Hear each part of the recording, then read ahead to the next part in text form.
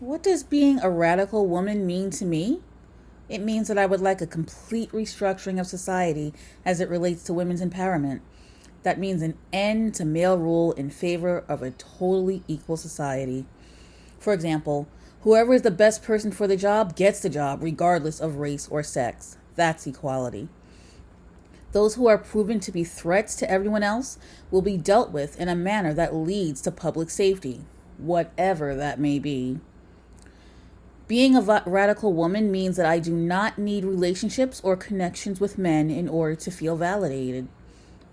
It means that I do nothing to attract, encourage, or appease the desires of men to myself. To be quite blunt, fuck the male gaze. At the same time, I trust and respect that women will make a different choice than I will. Some are in personal relationships with men or women. Either way, it's none of my business. Women will be free to make their own reproductive choices without interference from me or anyone else.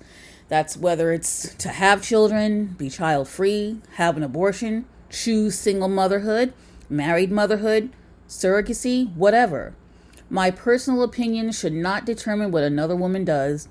Reproductive freedom is reproductive freedom, and I mean that. As a radical woman, I know that I cannot stop a woman from choosing prostitution.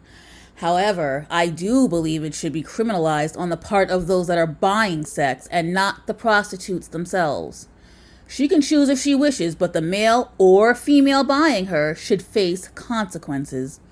I believe this is best because there are many that are forced into prostitution, and they must be a priority over those that choose it.